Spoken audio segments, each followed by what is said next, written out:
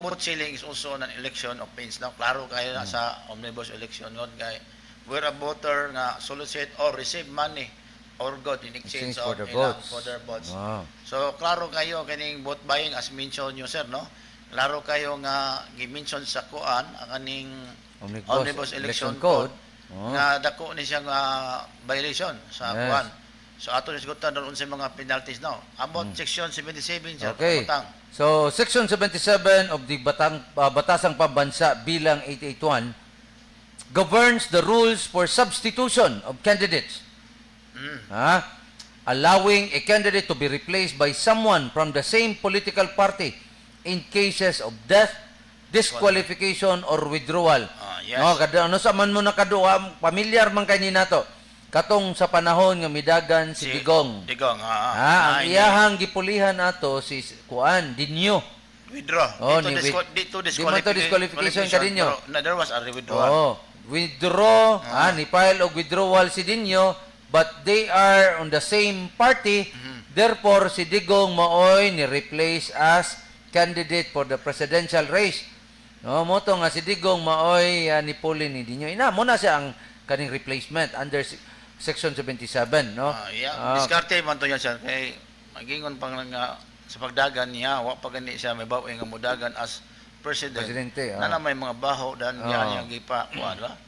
So ang kaning Section 77 mga kaigsuuna mao ni siya ang nagtugot sa mga kandidato sa pagpahigayon og substitution or withdrawal. Kung naay mga problema. So diri nga punto, dili kay ta mo takol ani kay di man kay ni common god. Ang atoa manggod ang pinaka-common dinhi sa ato ang piniliay sa Pilipinas mga kaigsunan kaning mga gipang prohibit kaning mga gipang bawal. Vote buying, vote selling, kanang gasto dito, gasto dire, especially kaning mga pagbutang sa ilahang mga tarpaulin, kay mo man gud hisgutan ron. Karon sa ato ang katilingban nga na ay mga area nga butangan pero mo na nga diri ta focus.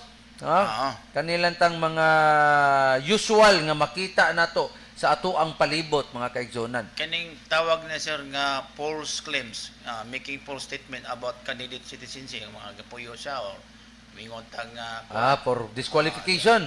Same as kuan siya murag false kana bang ikuan nilang ilang mga dokumento ba false information. Kanihatag sila mga information bitaw mga or there was a malversation ba nga topic documents ba. So kani usan ni siya ka kuan na to nga angay na to nga batayan sa kay daghan man ni nga kuan karon siya.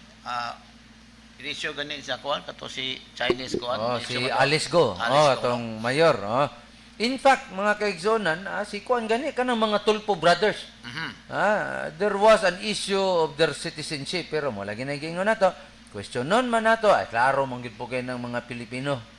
Whether we like it or not mga kaigsonan pero mo lagi dunay mga migawas nga mga hungihong nga mga citizenship ani nila is naas laing nasod. Kay wa daw ni nang dagko pero still nakalingkod ba ni? Kani manggong mga election cases mga kaigsunan